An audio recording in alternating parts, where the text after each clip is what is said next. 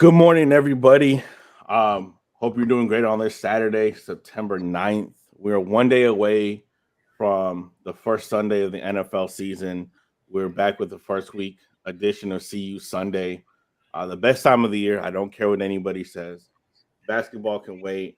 Baseball playoffs, sure, but there's nothing better than football. Real quick before we get into it, got the Prez to my right over here on the screen. Chris LeBron, what's going on, Prez? Not much, man. Getting ready. Football season's here. Diving into college football today, but NFL season. Can't wait for tomorrow night with my squad playing that guy's nasty team. So I'm hyped.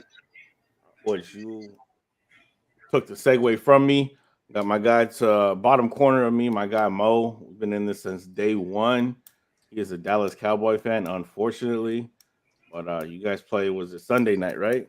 Stand alone. Everybody has to sit there and watch the Dallas Cowboys or go to bed. That's your options because that's who we are. Stand alone game. Don't put us at 1 o'clock opening weekend. 10 million people watching the Cowboys on Sunday. That is true. Got my guy right below me, Thad. Thad, this season looking good for you guys down out there in Duval. Got a lot of hype, got a lot of promise. How you feeling this season? I'm feeling good. This is the first time in my life that every sports team, that I'm a fan of is good or pretty good. So it's a good time for me. Even basketball is trending upwards. So I'm feeling good about tomorrow. And if we lose, I'm going to be on suicide watch. You lose to the Colts. Yeah. First game of the season, bro. Get the rope. I wouldn't blame you. It's bound to happen. I wouldn't be surprised if we didn't show up. But we're going to see. Looking forward to a good show. But you say you'll be on suicide watch if you guys lose to the Colts.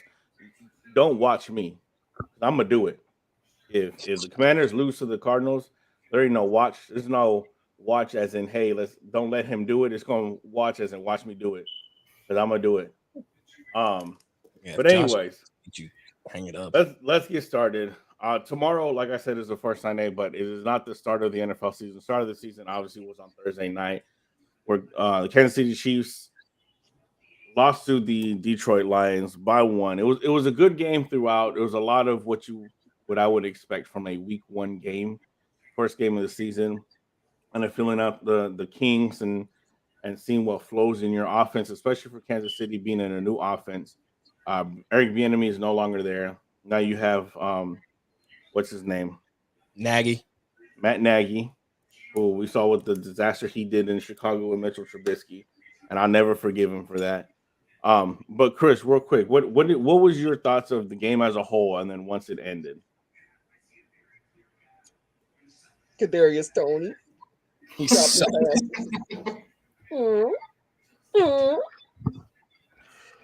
Listen, I don't really like whatever with players and all that. I don't hate on players, but there's never been a player more that I've rooted against than Kadarius Toney. All the talk he's talked, all the smack he talked with the Giants and all that.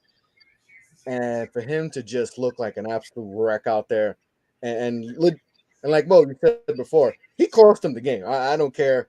Chris Jones being not there and all that. He cost him the game. Like, it wasn't like Patrick Mahomes was throwing behind. Like, that pass, that pick six, that was in his hands. That was in the breadbasket, and he just dropped it. So seeing that was fun, and you could see Patrick Mahomes like, hey, but overall the game, it definitely showed how much they need Kelsey because, they couldn't, the receivers were all over the place, they just could not make a play and all that, no separation, just couldn't do anything and all that. So this showed how much they really need, Travis Kelsey. The defense was overall. I mean, it looked like it might be ugly with the way they, the Lions are moving on them, but they definitely, came along. They got some dogs at the corner. That kid they drafted last year is nice and all that, but the Lions showed a lot of guts and all that. They definitely got something going there. That offensive line is legit. That offensive line is pretty good and all that. And Hutchinson's going to be. I wouldn't be surprised if Hutchinson is in like the defensive player of the year, race because he's going to be a good one. But yeah, that was a good game and all that. And but I'm not going to overreact to the Chiefs, losing and all that because they're missing Kelsey and all that. And if Kelsey's there, they win that football game. But the Lions showed a lot of heart and all that, and They played good, so it was a good game though. But both teams look. I think Chiefs are still going to be a contender, and the Lions, definitely showed us that they might be here. They might be here for the long run. So, you know, Mo, are you overreacting on the Chiefs? Bro, no. When have I ever overreacted on the Chiefs? I've always trusted 15. You would think I'm a Chiefs fan, like the way I would never count out Mahomes. Bro, the game literally was lost on 2 drop passes. Like the one that was dropped that turned into a pick 6, and then the other one that was dropped that would have turned into a first down, well within field goal range, with over 2 minutes left. Now, granted, Kansas City could have went on ahead and scored quickly, and Detroit could have came back and scored. Like, that's always the possibility. Kansas City could have tried to run as much time off on the clock, kick a field goal, Detroit still get the ball back. Like, those scenarios are possible, and I don't remember how many timeouts Detroit had at the time that Tony dropped that. So you still had the 2-minute warning. I know Kansas City had all 3 timeouts. I'm not 100% sure how many, but like, bro, that's literally where the game was lost. Like, we could talk about a lot of mistakes on both sides, whatever we want to say. But like, that game was lost on 2 drop passes. Like, and everybody talking about, oh, Chris Jones was sitting up there, like, oh, his agent should be like, oh, you see, now pay him. Bro, they held the Lions to 14 points. Like, it's not like Jared Goff played absolutely amazing. He played good. Like, he didn't play great. He didn't play bad. Like, he played solid. You know what I'm saying? He played good enough to win the game at the end of the day. David Montgomery averaged less than 4 yards a carry. He averaged like 3.2, something like that. So it's not like he was running all over. He just got a boatload of touches. Jahmyr Gibbs looked flashy. I heard somebody say it reminds them of like Alvin Kamara and Mark Ingram on Alvin Kamara's rookie year, which I would very well, like, I 100% agree with that. But no, I'm not overreacted to the Chiefs because what was it? Their second Super Bowl, not last year. I think their first Super Bowl, they started like 6-4, won the Super Bowl. They've been in the AFC Championship game. They lost to the Colts early in the season last year, win the Super Bowl. Like, I'm not going to overreact. And then this is a good team. Like, I don't think they were worth the hype. They're playoff contenders, no more, no less to me. Like, maybe they win the division, but I said that. I felt like they were getting overhyped because we're talking about the Lions, and you would think they could compete for a Super Bowl the way they're talking about. They're playoff contenders, no more, no less than that to me. So you lost to a team that a lot of people think could make the playoffs. That's your first matchup. The game was sloppy. So it's like, no, do I think I look at the Chiefs any different and be like, they shouldn't be considered Super Bowl contenders? Not at all. Yeah, what were your thoughts? Overall, on both sides, I was not surprised. Surprised by the Lions, first off, because I know people hype them up and stuff. But, like, over the past couple of years, this is the type of game that they would, like, always find a way to lose, and they found a way to win it. So that's a step forward. Winning football games matters. It doesn't matter how you do it. They look pretty good, though. Like, their offense is not explosive as people make it up to be. But I know they're missing Jameson Williams. But overall, they played good. They played well. Like you said, Hutch was pretty much everywhere, kind of getting sadder and sadder that we didn't pick them, but I'm still giving Trayvon Walker some time. But overall, the Lions look good as a group. They're well coached. Their defense is much better than last year. I don't know how much I can buy into that with, playing the Chiefs without Kelsey, but they look better overall as a whole. And then I think, like, out of Chris Jones and Travis Kelsey, you guys already said it, I think they miss Travis Kelsey more. Like, even though they didn't have any sacks, the defense didn't look that bad. They were still getting pressure. They ran it up the gut a couple times where Chris Jones would have been there, but overall, the defensive line didn't look like they were missing him that much. But on the other side, the offense was just like every third down, Mo, as a quarterback, like, your tight end's your security blanket. Like, I know you have your number one receiver, but your favorite target as a quarterback is your tight end. He's the closest person to you. He's the person you trust the most. He's big, so he'll bail you out sometimes. And, that's 15's guy. It's been his guy since he got there. And on third down, on 3rd and 4, when they need to move the chains and he was looking for his guy, nobody was there. It was either a drop. He missed some passes. He threw some passes behind him, but overall, it just shows like how much Travis Kelsey means to the offense. And I think we can come to the conclusion now. I don't know if I'm tripping or not, but Travis Kelsey was more valuable than Tyreek Hill, which is crazy to say because I think Tyreek's the better player. But for the Chiefs' offense and the Chiefs' success, Travis Kelsey is a little bit more valuable. So on both sides, a little bit of concerns. The Lions, I feel like they're a little overhyped, but then again, they're trending in the right direction. And the Chiefs, I don't know what to make. I'm not going to overreact because they're going to beat the shit out of us next week. I'm pretty sure we're going to lose by 14. The Jags? You think they like? We play them next week. They're going to take all those drop passes. They're catching them next week. I already know how this stuff goes. But yeah, on both sides, some positives, some negatives, but just overall a fun, week 1 game because it definitely could have been a blowout. Yeah, it probably definitely should have been. Again, with it not being my team, I do look at it more of an analytical point of view. Not going to overreact on either team. Now tomorrow, if Washington looks like ass, I'm definitely going to overreact. Or if we go out there and score 31 on them, like I think we will, then I'm definitely going to overreact. But again, first game of the season, like you get you're warming up. You know, you got preseason, but don't play a whole lot. Bears defense looked great. Kadarius Toney needs to move to Canada, and I need to get him off my fantasy team. Him and his 1 point that he gave me over the weekend or on Thursday night was a disgrace. Ken, yeah, it was money line, Lions money line all day. We know you never doubted. That's why I'm not going to release the group chat messages. But moving on.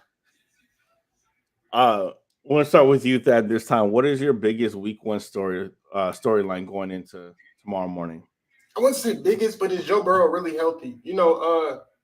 If anybody's ever had a calf injury, like that thing, you could be fine for 4 weeks, rested for 4 weeks, and the first time you have to make a sudden movement, it pops or your Achilles pops. So I know they say he's healthy, but in practice when you have that red jersey on, nobody's chasing, nobody's getting closer. You can't touch the quarterback, especially if you're Joe Burrow. You can't touch him. So he hasn't been touched in 6 weeks. I know he doesn't usually play preseason, but the Browns have a very, very good defense on paper, especially D-line. So he's going to be running for his life tomorrow. And I just want to know if that calf's going to hold up because with him, obviously, they're a top 2, top 3 team in the AFC. Most people pick them to go to the Super Bowl this year to get it over the hump. But without him, they are a 6-11 football team that's going to finish last in a very tough division. So just overall, Joe Burrow being healthy and be able to make it through the season because even if he gets hurt and misses 4 to 5 games, the AFC North is pretty loaded. And I think the Browns going to be really good this year. So they have a lot of catching up to do. So can Joe Burrow's calf hold up? Prez, what are you looking at heading into tomorrow? Aaron Rodgers and the New York Jets. Is he the missing piece for them? They have had a lot of quarterback turmoils, pretty much since forever. It feels like, it really has. Since Joe named, like that's really, they've had some guys, Chad Pennington a little bit, Sanchez we thought was the guy. They was cool with Favre. They was cool with Favre for like that year or two when he was there. 10 games, and then he blew out. He hurt his elbow, and then it was a wrap for the rest of the season. So like, is he the missing piece for all that? There's been a lot of hype around this team. Listen, I'm in New York, and the Jet fans are, they're excited. They got a good team around them, and they felt like Zach Wilson was holding them back, and there's no excuses for them. They're calling it jet life right now and all that. So there's a lot of hype, a lot of, but that comes with pressure now because, how New York is, there's a, they'll build you up, but if you just gonna, if you falter, it could come crashing down on you. So they got to figure that out, and that's something for me, that I'm really looking forward to and seeing how that works, this season. So Aaron Rodgers and the Jets got a lot of hype around them. They do have a good football team, but can they put it all together? And they got the big test, Monday night against the Bills, at MetLife Stadium, not Jet Life, So looking forward to that and just seeing how they progress throughout the season. Mo, what's your storyline for week one? Real quick, do I sound like I'm coming through my mic? Yeah. Okay, cool. All right. I'm gonna say the 2 quarterbacks that play on Sunday night. And I'm saying both Daniel Jones and Dak Prescott. It's not really about who plays better, because all right, bro, Dak is better than Daniel Jones, so I expect them to play better. But my biggest thing is like Daniel Jones just got paid $40 million, right? Everybody thinks he got overpaid. Dak Prescott is on the verge of looking for a contract extension. You know what I'm saying? So like all eyes are gonna be on that game just because it's Cowboys Giants on Sunday Night Football. But the interest is going to be what the quarterbacks look like against 2 pretty good defenses. Like the Cowboys are expected to have a top 5, top 3 defense, especially on paper. But I think the expectation is even last year they had an elite defense. Nobody feels like they lost to San Francisco because of the defense. They feel like Dak let them down. And I think the Giants got a pretty good defense as well, probably in that top 10 range. They got some players. They got some guys. They've drafted well, so they got some playmakers. So I'm looking at both quarterbacks and kind of like Dak, are you going to play like you're looking for an extension? Are you going to play like you're not threatened by the Trey Lance move, which I don't think he should be? I don't think that's part of the storyline, but people will make it like that. And I look at Daniel Jones like, hey, are you worth the money? Like, you did get paid off of throwing, 17 touchdowns last year? Like, it's not like he played absolutely amazing, but at the same time, bro, you had to pay him because you have a team who could win some games. You just went to the playoffs. You can't start over. You weren't in a draft spot to draft a really good quarterback. So I'm looking at both of them. I think they both have questions to be answered. So that's really what I'm looking at, is just that quarterback matchup and how they look against these defenses. And to all fairness, though, it is week 1. So there is going to be overreaction if Jones plays bad. There's going to be overreaction if Dak plays bad. But at the same time, putting in perspective, I am looking at that, but also understanding it's week 1. I just want to see how they come in with the fact of you're coming off a big contract and one guy's coming off of the fact that he hasn't gotten an extension yet and he's kind of playing for an extension this year. So that's kind of, and that's biased. Obviously, it's Cowboys, Giants, but I think all eyes are on both quarterbacks in that matchup.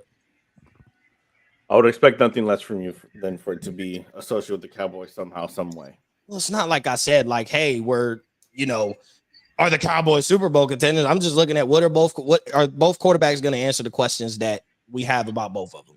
I'm just shocked you didn't start off with, is this the first step to a 16-0 season? Never a doubt. No, I'm just playing. My storyline is kind of under the radar just because I think both teams, there's a lot of question marks about both teams. But I want to see if Jordan Love becomes the new stepdad to the Bears. Aaron Rodgers owned the city of Chicago for, I think, the last 8 years. Their last 7, I believe, they're 7-0, 8-1 in the last 9. Like it's a crazy stat that Aaron Rodgers most definitely owns that team up there in Chicago. So with Jordan Love having a few years to kind of learn, just like Aaron Rodgers was able to learn behind Brett Favre, Jordan Love was able to learn behind Aaron Rodgers. Does this lead to success the way it did for Aaron Rodgers? And is this going to be a continuation of what Aaron Rodgers did to the Bears for the last whatever number of seasons it was? Or is Justin Fields actually going to come out and play the way we all expect him to play and be in that MVP talk? So it's basically what's going to happen up there in Chicago is my biggest storyline that I want to see heading into week 1. So Mo, we're going to start with you. Is it? Oh, okay. No, What's I'm your not game to gonna go watch? that route. I'm actually not gonna go that route just because, obviously, the Sunday night football game. I'm gonna be honest, Dolphins Chargers. I'm real interested in the Dolphins Chargers. Obviously, they're gonna make it about Tua and Herbert. I think this is more about just two teams that are looking to prove whether they're more than just playoff contenders and first round exits. I think, the Chargers on paper have a really good team. We talked about this the other day on my show, but the Chargers have a really good team. The Dolphins have a really good team. I think both teams have some expectations. I think the Dolphins feel like they can win the AFC East. I think the Dolphins feel like they can make a strong playoff push. This is where it starts. I'm always going to say I'm not going to overreact over week 1 if somebody doesn't look the greatest. But, I mean, this Dolphins team is pretty damn good. And so is this Chargers team. Justin Herbert just got paid. Tua, the other guy, a guy who just got paid versus a guy who's looking to get paid. Can he show that he stays healthy? It starts right here in week 1. You got plenty of playmakers. I just think the biggest X factor is going to be the fact that Teron Armstead is not playing. And I think that is going to make a difference for Tua in that offense because you missing your left tackle, bro. You got a good defensive line like the Chargers. It is going to make it tough. But I just think that's an intriguing game because these are two playoff contenders with high hopes of making an AFC championship or a deep playoff push. So I'm interested to see that. And I think that's a great matchup that we get on a Sunday afternoon at 4? That's a 4:00 game in LA. So I think that's an interesting matchup. And then, of course, let's buy into just what everybody else is going to say, Tua versus Justin Herbert. Love to see that at the same time, too. Thad, is that your game to watch as well?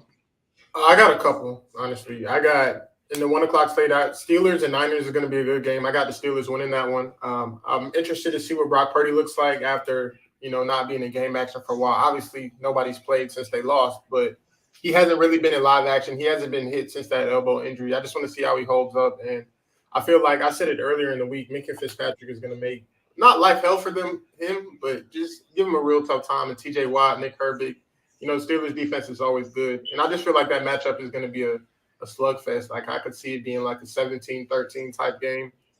So I'm definitely going to be tuned into that one. And then, to be honest, this is another one of my kind of upsets or whatever, but I'm interested to see the Eagles-Pats game for sure. Tom Brady's coming back. They're holding the banner. I think that the Pats are not a sleeper team because they're not going to win their division, but people just sleep on them. They get left behind in the AFC East, and I feel like they're going to put on a good week one performance. Like Bill Belichick with a whole offseason to prepare for Jalen Hurts and all his tendencies.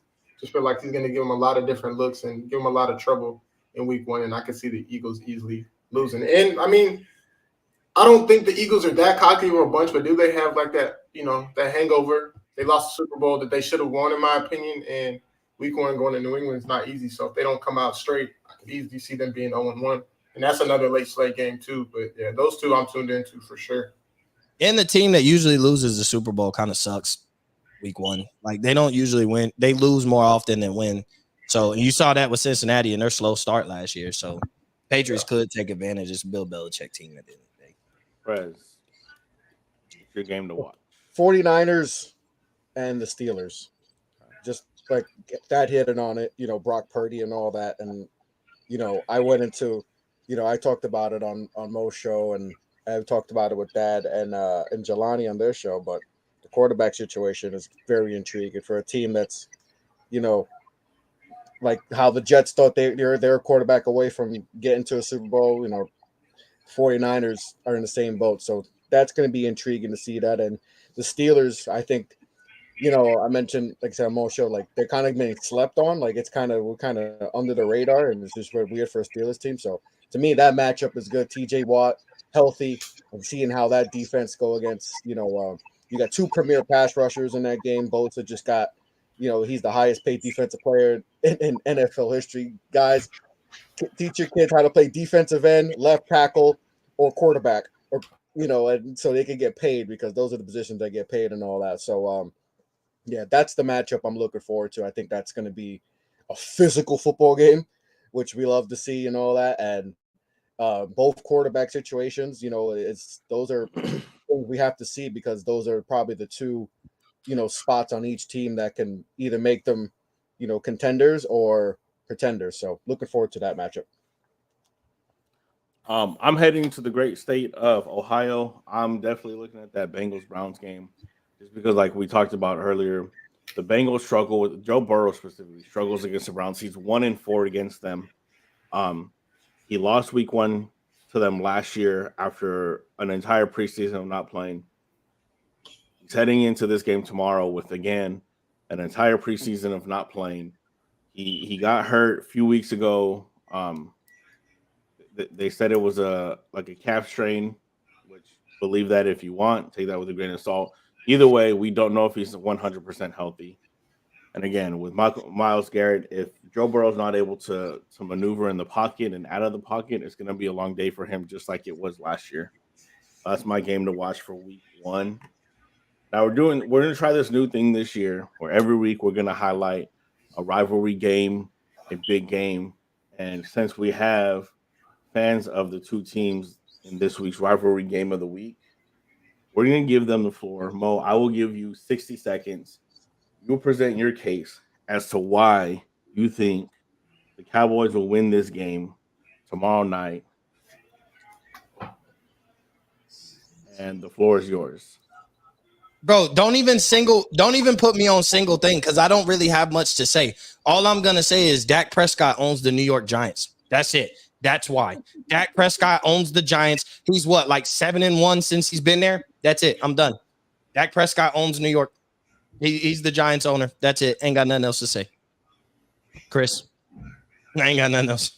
Dak Prescott. Chris, you're going to let him just... Seconds, bro. Dak Prescott. Let me say Dak for 60 seconds. Like, Dak Prescott owns the Giants, bro. Ain't nothing else to say, man. Tell you, that's it. You going to take that disrespect? It's a fact. all things must come to an end, and that's what's gonna happen this week. I know what they beat. Giants have lost 11 out of 12. That's okay. That's cool. Dak owning the Giants, that's all cool. Whatever. He doesn't own it and all that. Offensive line, the Cowboys' offensive line is getting old, long in the tooth. We improved our defensive line. We got sexy Dexy, on the defensive line we just paid. We got Thibodeau coming, who's going to merge this season and all that. We're going to apply pressure on the Cowboys and take care of business. Daniel, he's going to be throwing dimes and all that. It's a new era. Cowboys owning us is over. We start the trend and start beating them up, and that starts this Sunday night, and we win big time and take over the NFC once again. That's it. That makes me sound like Giants are going to win. And like them being, we're going to finally get this. It's over. This season's there. They're going to have a new quarterback, new head coach, and all that, and it's over. It's over this year. Right? And another year of not getting to the NFC Championship game, in Mo's whole lifetime is he's going to add another year.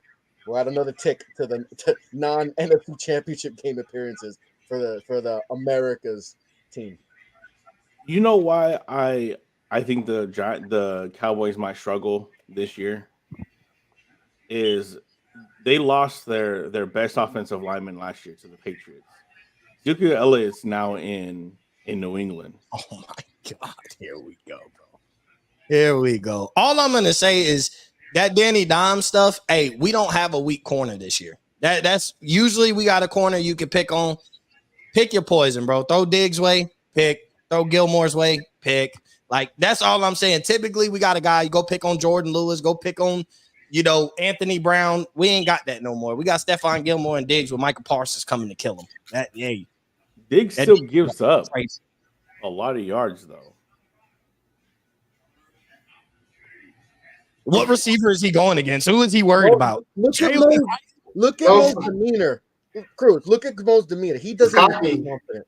It's cocky. He doesn't feel confident. He knows it. He knows what receiver is Diggs guarding? Like, I'm not Sterling Shepard, ACL again. Like, Jalen Hyatt, rookie, overrated. Like, what are we doing here? Like, we're overhyped. Darren Waller's questionable, and that's Michael Parsons, and our linebackers going to hold him down. Danny Don, I'm worried about a guy who threw 17 touchdowns. That's what I'm supposed to be concerned about. You was better off saying Saquon Barkley run for 200. Did you see our weapons? Did you see our weapons last year? We had nothing. We were throwing to us. So you upgraded Jalen Hyatt as a rookie, and that's let's get big time. He wearing 13. You better watch out for Jalen Hyatt. He might get you for 1 or 2. Diggs too. Oh, Mo, guarantee he gets Diggs for 1. He gets Diggs for 1. 1 what? Touchdown? 1 big play. 25. What's considered a big play in the NFL? 25 yards plus. 25 plus. I'm pretty sure. Mo, he get 1. Jalen Hyatt. I'll get him 1.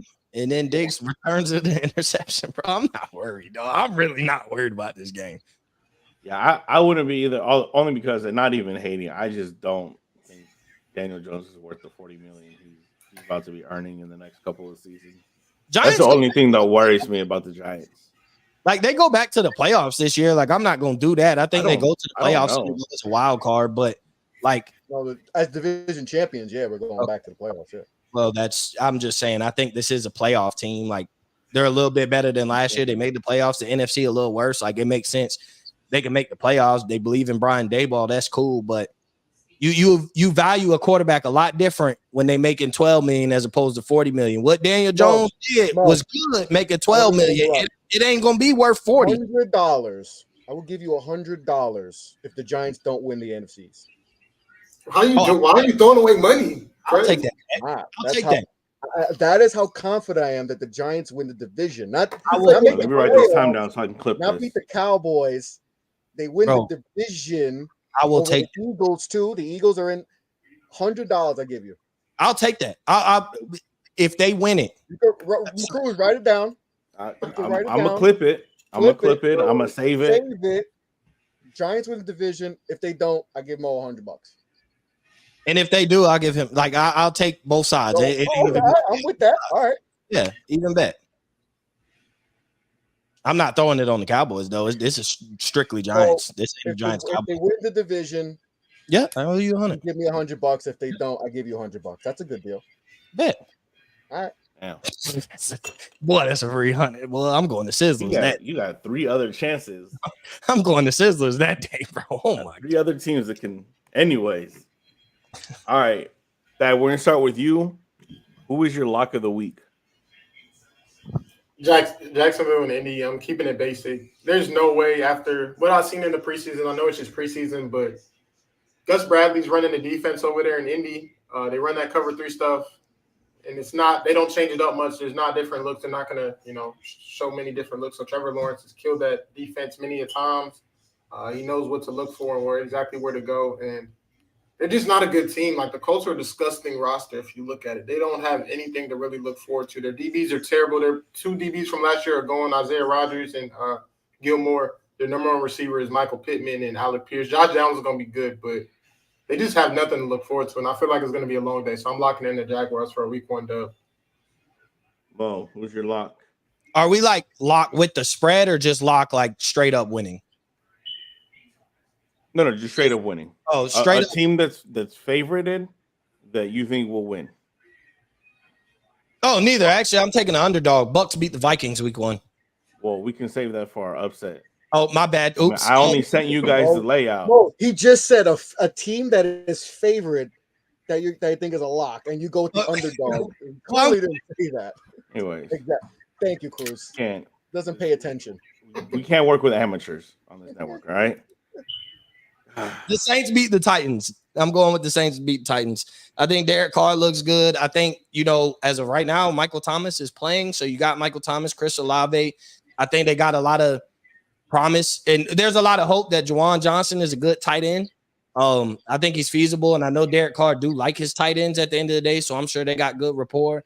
The Saints are getting older defensively. So I think this is the last year or 2 that you see them have a good defense. And I mean, Marshawn Lattimore against DeAndre Hopkins is going to be a good one-on-one matchup that I think we'll get to see pretty much for most of the game. Marshawn Lattimore does shadow the top receiver, and I would imagine he's going to shadow Hopkins over Burks.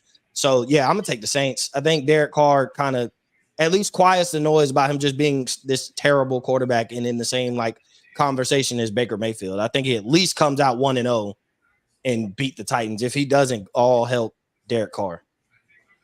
Speaking of the Titans, got to get our guy Walker on here. Walker, we kind of talked about a lot, but I want to know real quick. What did you just say? I'm not doing this, bro. The Saints are beating the Titans. Just leave it alone. Let's not get into. That's my lock of the week. I don't care what Walker says about the Titans, bro. Walker, what's your game to watch tomorrow? This is gonna be weird, but I'm gonna be really locked in on Falcons Panthers tomorrow. I'm just really interested to see what it looks like. They're gonna be in Atlanta on the fast track, so hopefully points. And then you've got Drake London, Bijan Robinson, Desmond Ritter's got a good offensive line too. It should be a good. You should be able to kind of tell what he's made of this year. And then also, I just kind of want to see what Bryce Young looks like in the NFL week 1. I think it's just going to be interesting, so I'm going to be tuned into that one. I like that matchup a lot. I think the over/under is 40 right now, from what I can see. So you got your game to watch. Who's your lock of the week? What team that is favorited? I know you're one of the betting guys. A team that is a favorite that is going to win. Yeah, I'm going to go kind of a weird angle here. I'm going to go with the Broncos. I think the Broncos roll tomorrow. I think the Broncos pretty much handle the Raiders. Kick him out. You just did me like that. Kick him out. They're minus 3.5. The Broncos are favorited? Yes. Yeah, they're at home. Bad kick me out. The Broncos. I think the Broncos roll tomorrow, minus 3.5 over the Raiders. So I think they take care of business at home tomorrow. I think the Sean Payton era starts to win. I think they win by 10-14 tomorrow. All right, and since you just jumped on, we'll go ahead. Oh, let me do Prez. I didn't get your lock yet. Bears over Packers. I think the Bears whoop the Packers. Whoop them. I'm really interested to see what the Packers are able to do offensively, given that Watson's not playing and that Dobbs also may be out. I don't know. I don't know what that's going to look like. That buddy from Michigan question. State, ain't it? Yeah, I think that's it. Yeah, they're going to ask a rookie to carry him. My lock of the week, this should come as no surprise. I think the Commanders are going to put 31 points on the board against the Cardinals. They're minus 7. I'm taking Commanders as my lock of the week. I think they win by 31. I think they. Yeah, I personally have a 31-9 ball game. I think the Cardinals are going to be able to sneak in a few field goals in there, just with it being week 1. But I think that Eric Bieniemy offense is going to show a lot tomorrow, and I think a lot of points are going to be put on the board. So Walker, we'll start with you with upset of the week. Upset of the week. Oh, I guess I can't take the Titans since Mo took the Saints. What a coward. No, I'm gonna go a different direction anyway. I'll take the Browns. Actually, wait, I've got 2. I'll take the Browns. It's a short line. They're in Cincinnati. Cleveland never plays well, Cincinnati never plays well in Cleveland. I think Burrow's got 1 win over the Browns for his entire career. Yep, something like that.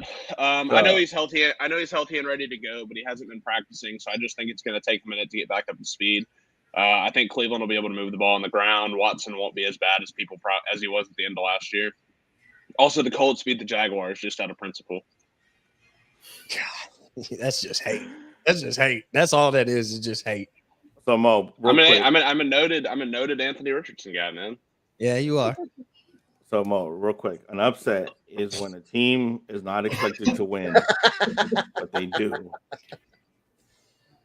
Okay, now I can say your upset. Now you can say it. I'm taking the Bucks over the Vikings. Why?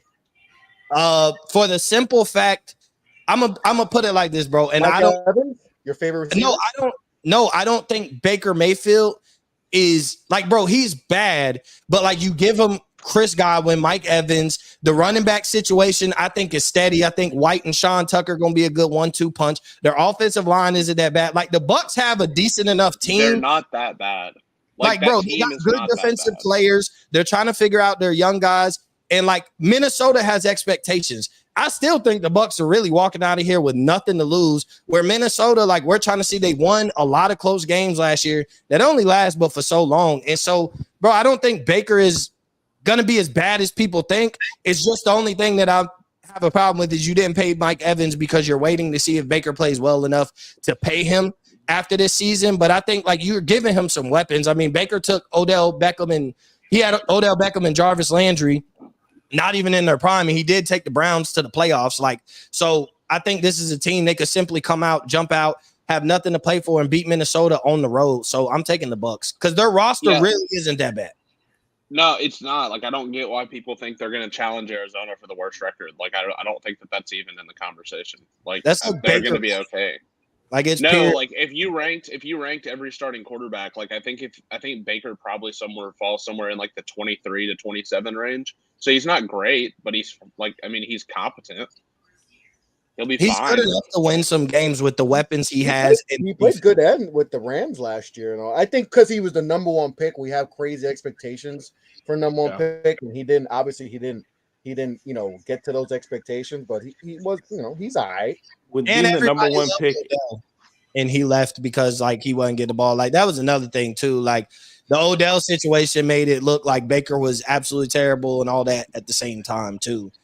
Well, and also we were fresh off Odell in New York, and I think people still thought Odell was like a number 1 who was like a top 10. Like it was like this guy that you had to keep happy and had to have on your team. When in reality, like that probably wasn't the case. Prez, I'm going to you. Who's your upset of the week? My upset of the week is I'm going with the Titans over the Saints, if that's considered an upset. Well, the Saints are getting 3, so I think the Titans dominate by running the game. It feels like this is in my gut feeling. I said this on the last 2 shows I was on. My gut says that Derrick Henry just has a monster game. He goes for like $160 and like 2 touchdowns. This feels like one of those games where everybody is kind of discrediting the Titans because they lost some guys and all that, and Derrick Henry's getting a little long in the tooth, but it feels like he's gonna have one of those games. And this isn't the same Saints of old and all that. I'm not a Derek Carr guy, I don't believe in them at all this year. I think that they had a lot of turnover too. So I'm going with the Titans with the upset on going to New Orleans. Yeah, I'm super low season long on the Titans. Like I think I predicted like 7-10 or 6-11, but like to their credit, it is the first time they've had two competent wide receivers since AJ Brown and Corey Davis, and that offense was really good when that was the case. Yeah, I wouldn't be surprised if Titans won this week and did relatively well throughout the season. Dad, who's your upset of the week? I got two. I have Steelers over Niners. I feel like it's going to be one of those classic defensive slugfest games. And obviously Brock Purdy went 7-0 or whatever, but I just feel like the Steelers defense is going to give him problems, and he's going to have a really, really rough week one to the point where everybody's overreacting, saying maybe they should have stuck with Trey Lance or whatever. Obviously that's not the case, but he's going to have one of those rough days, and everybody's going to doubt him because everybody has to lose eventually. But yeah, it's week one. It's in Pittsburgh.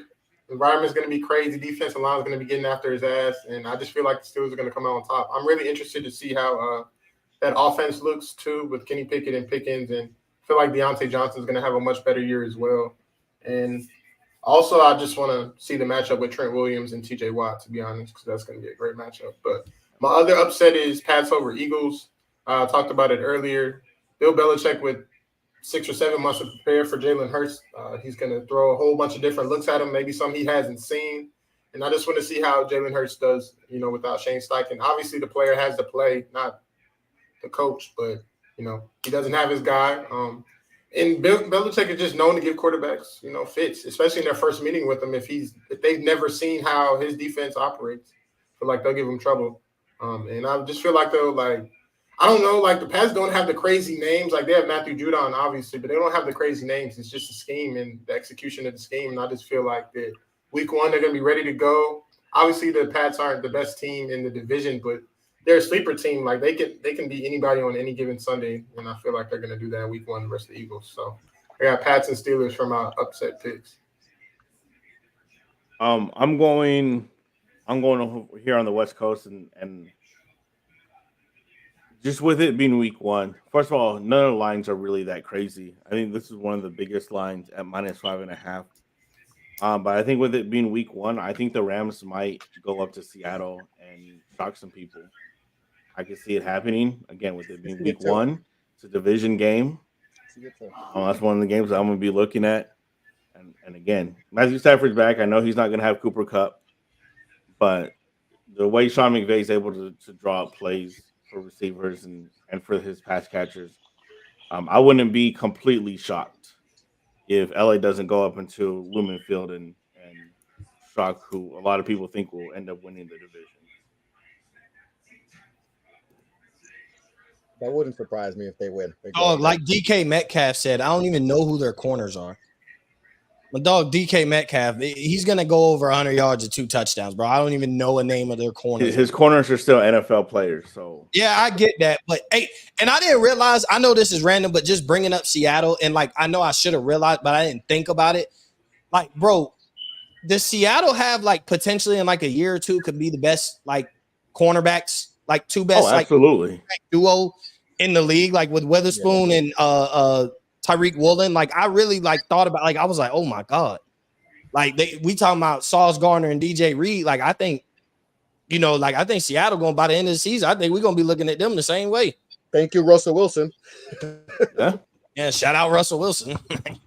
But hey, that's a deadly like corner duo that you can have for the next few years before either one of them got to get paid. Like, like that's pretty. That's how they built, but that's how they built their first run, the Legion of Boom. So like maybe it's repeat. It could be. And Jamal Adams will come back eventually, hopefully, and maybe stay healthy. Like their defense could be pretty. That trade, they maybe want to like take back Jamal Adams and all that, but they made up for with the Russell Wilson stuff. So, but if he's healthy this year, though, like if he comes back and he's healthy, like now you're talking about, hey, Seattle secondary. It ain't the Legion of Boom good, but it is going to be damn good. And now you're like, okay, it was still worth it. Like if you can make a little run in the playoffs and finally have Adams back, you'd be like, damn, that's. But it all falls on Geno, right? It all falls. If can Geno repeat the success he had last year? Because if he can, and who's their running back again? Walker. If Walker can be healthy, then they can have a special season and win the division and all that. So it all comes on Geno Smith if he can repeat, which is the big question.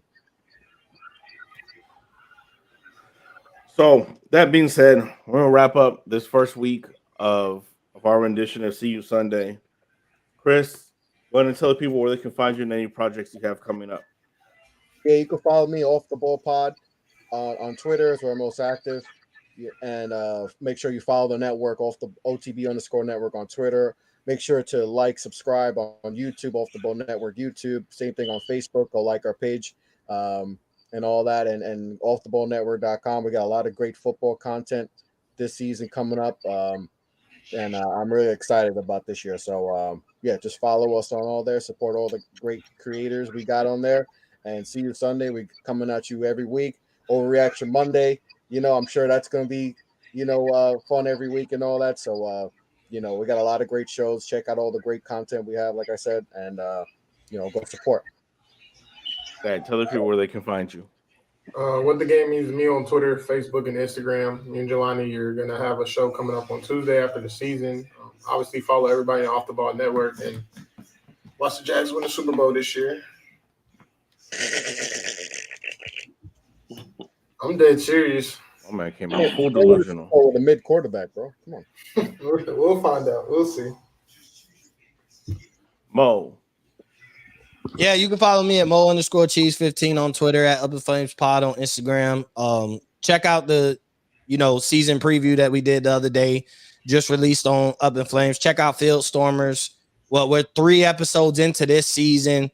Gonna be recording Sunday. Hopefully that's the plan, but Sunday, Monday to recap week 1. Last week was a little weird because we had games going all the way to Monday, and obviously I know the co-hosts will also plug that in. But yeah, definitely check out Field Stormers. Gonna be tuned in to all these games today, so we can recap that tomorrow and go Buckeyes. Walker, where can the people find you?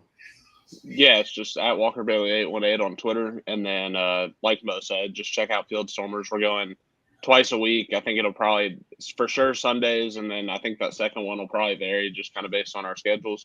But yeah, we'll go twice a week with wrapping up the previous week and then kind of looking ahead to the next week. So yeah, but that's pretty much it. We'll be in there. We'll be in there tomorrow to recap Nebraska's 34-7 win over Colorado. So There you go. Y'all already know you can find me FNC Pod on Twitter, Football and Show Podcast on Facebook and Instagram. Like Prez said, go check out everybody at the network, Off the Ball Network. We just released our official network power rankings. So definitely go check those out on pretty much any of our Twitter pages. Because what you think, that's going to be a weekly thing. So those are going to be released every Tuesday, updated with what goes on in the season. This Wednesday, I have Cruise Island coming back. I'm going to be talking about why the NFL has overvalued quarterbacks and why it's going to be a detriment. Why signing these big contracts for quarterbacks are going to be detriment to the teams. So definitely be on the lookout for that. For Chris, for Thad, for Mo, for Walker, I'm Cruz. Thank you for tuning in, and we'll see you guys Sunday.